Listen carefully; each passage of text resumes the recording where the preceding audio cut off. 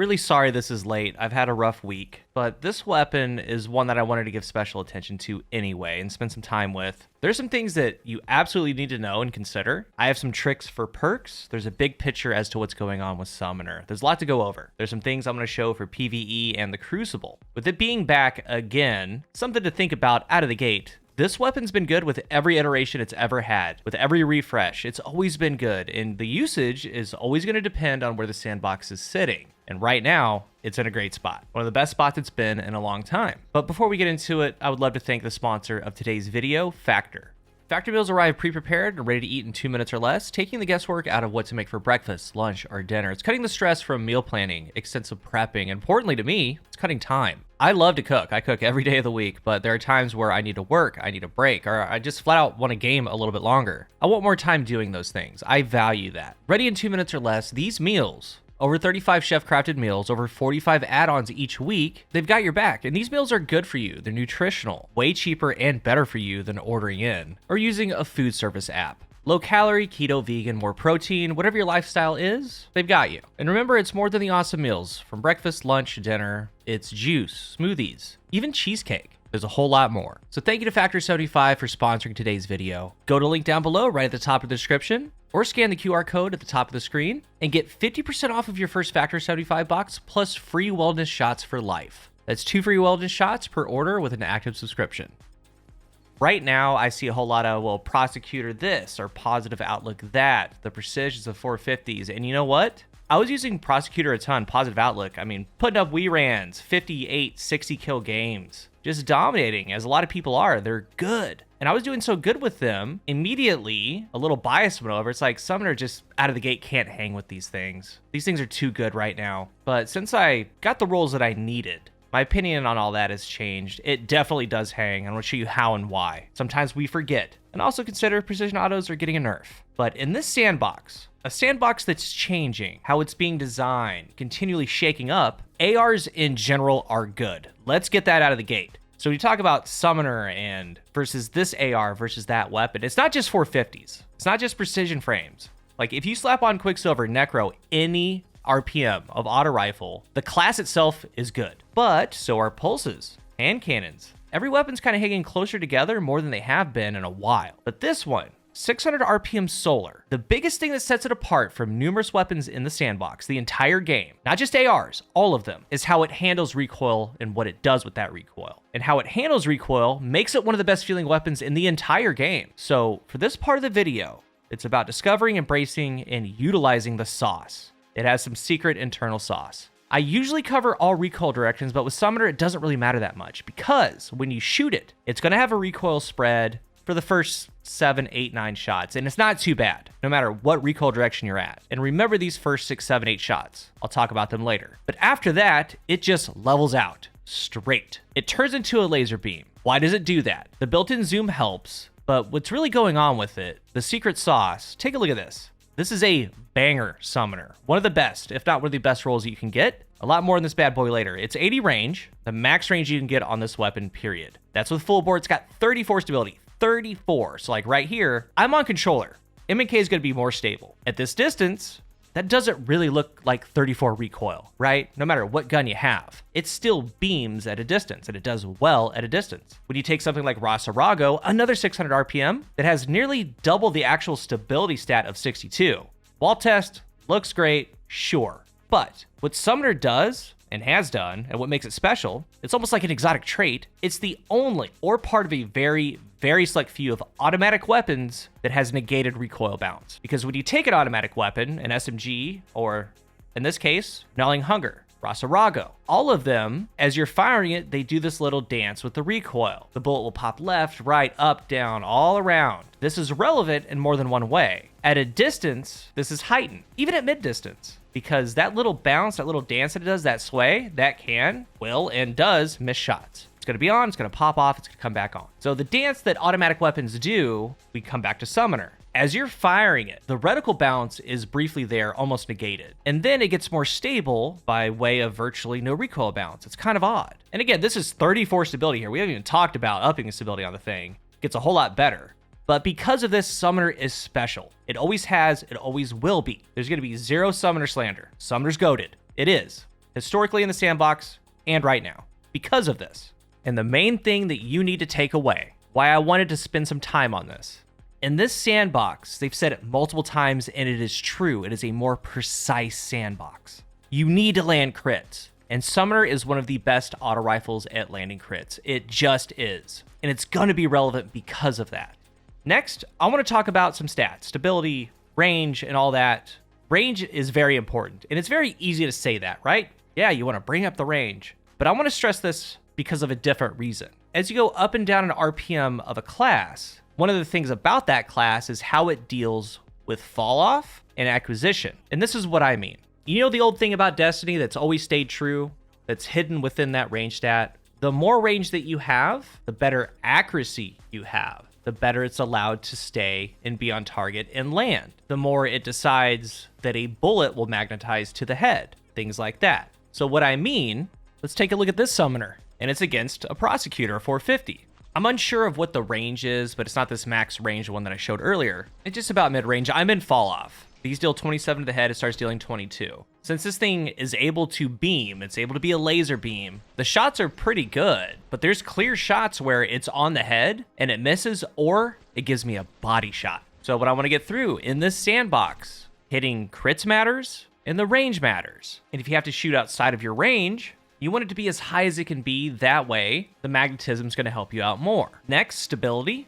So I am perfectly fine with this 30 to 34 stability summoner. That's the one that I use. Because when you shoot this thing, no matter what the stability is, it's going to have that recoil in the beginning, that little pattern that it does, but it kind of functions as like a Call of Duty weapon. All you really have to do is put a little down pressure. It's going to keep that little recoil pattern in a tight space, and then it's going to level off and be a beam. But the higher stability that you get on this thing, it's the less you're going to have to pull back down. If you take something like tap the trigger, get really high stability, it's kind of negating that beginning recoil pattern. Like this right here is tap the trigger. So it handles that initial recoil phase and then starts getting into a laser beam.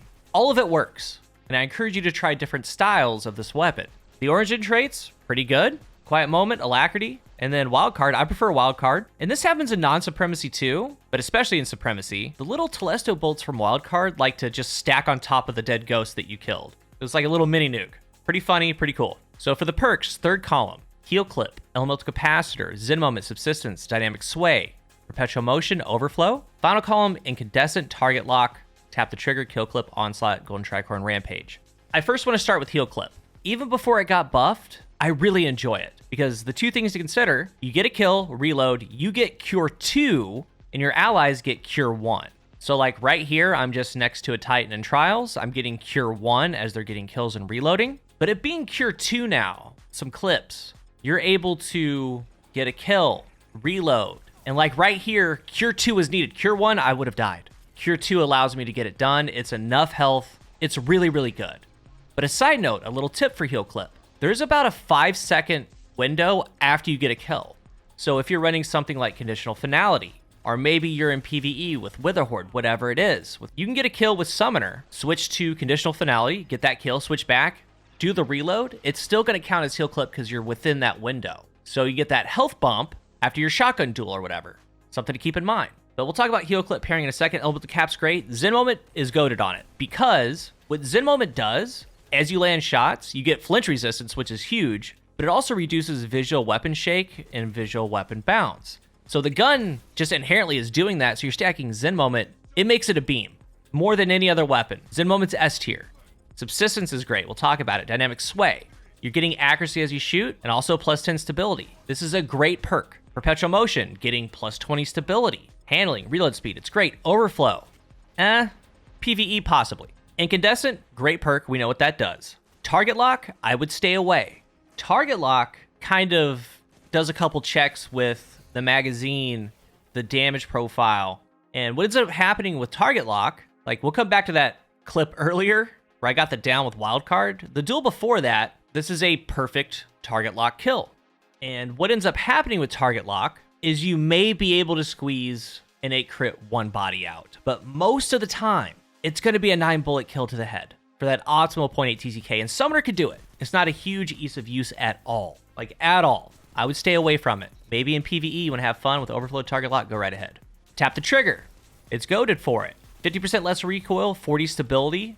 10 accuracy for 0.6 seconds. The TTK is 0.8. So basically, it's going to be a beam the whole time. And I'll show you a clip in a second. Kill clip, incredible for it. The TTK goes from a 0.8 to a 0.6. That's 7 crits. And with this thing, that could be done. Onslaught. And you're going to be seeing some Onslaught gameplay in the background as I'm talking about this. At first, historically with Onslaught and PvP, it's been somewhat of a novelty. Because Rosarago has that shake, Adjudicator, all these things. I mean, Onslaught lasts for 4 or 4.5 seconds. Same as Rampage. But through each stack of Onslaught, you're gaining reload speed, and you're getting a faster fire rate, 20% more, 40%, and 61%. So it ends up being over 960, or about 960, 970 at Onslaught 3. But with Summoner, with that fast fire rate, it gets to the beam faster. And if you have a middle RPM weapon, such as a 600, that way you can get all the way into the 900, almost 1,000, that's where it starts making a difference, in that 0.5 TTK range. So Onslaught is definitely a pick. It's preference. I mean, this is more of a 6v6 run and gun. Definitely. Hands down, one of the best weapons in the game PvP with Onslaught. Golden Tricorn. Get a kill. For 7 seconds, 15% more damage. You do a 7 crit, 1 body. 0.7 TTK. Rampage, 10%, 21, 33. I mean, it's really tough when Onslaught's here, when Golden Tricorn 1 and 2 is here for PvE. I would look elsewhere, but some of the interactions. One of my all-time favorites is Heal Clip Golden Tricorn or Heal Clip Kill Clip. I have it on multiple weapons. And the idea, remember, especially in the sandbox, with the longer abilities, Heal Clip procs Benevolence, so you get a little speed cooldown to those when you're reloading next to your teammates. I've been using Heal Clip for a while doing this. It's awesome. Something like Zen Moment, tap the trigger, like this clip right here. Zen Moment, reducing vertical bounce, tap the trigger, high stability. And as you see, this thing does not move with a roll like this. It's incredible. I mean, we have Onslaught in PvE, especially right now, with the artifact being solar, getting ignitions. It's crazy good. Just mowing through things. It's awesome. Another one of my favorite perk combinations, Heal Clip Incandescent. The Heal Clip Incandescent Abyss Defiant, outside of like Cloud Strike as being exotic, this is my favorite legendary weapon in the game. I take it everywhere. The reason being, I play solo a lot, and even when we start doing dungeons and raids, Heal Clip's still going to help people out. It helps me out a lot. But Abyss Defiant, having Curse Thrall Incandescent just hits different. It is so good. And then with the buff to Cure 2, it's awesome. Now, this doesn't have Curse Thrall, obviously, but Heal Clip Incandescent is really, really good. One of my favorite perk combinations in the entire game. There's so many good things, and the things to look for, I told you about the stability. It's more than manageable, even with the lowest possible stability you could ever get. But the more that you add, the more of a laser beam it gets than it already is. So that's good. So Zen Moment tap, Zen Moment Kill Clip, Zen Moment Golden Tricorn, they all work. Dynamic Sway or Perpetual Motion with those things. But something like this max range, and this is the Adept version, so it'd be 70 otherwise. This is 33 meters of fall off, and the base fall off of this thing is 25. Huge difference. And when you start getting into your meta hand cannons, and right now, the hot thing, or the 450 is like a high-range prosecutor, it almost needs something like this. I mean, if you play your lanes, try to stay within range, it can duel. And it duels because it lands crits so easily. So easily. It's a great weapon. I don't have a single bad thing to say about it. Because of this perk refresh with things like Onslaught, with the buff to Heal Clip, how good Zen Moment is on it, I would pay attention to it. And I'm kind of going through some of the roles that I have, some of the combinations. I got a lot of these things, man. And my favorite ones have been the Heal Clip, Kill Clip. I never got a good Zen Moment except for Zen Moment Tap the Trigger, but it doesn't have a lot of range. It's fun when it works, but I need the range. And I'll probably talk about it in the next couple videos too, because not everybody catches my videos. As far as the health update, they inserted the loop recorder, they got the diagnosis, and next week I get a pacemaker. So it's scary, but I'm excited about it because it should change my life. But enough about that. Thank you for spending a little bit of your day with me. Thank you to Factor. It really helps me out right now. So go check out Factor. I'd like to thank you guys for watching, and until the next one, I am CoolGuy.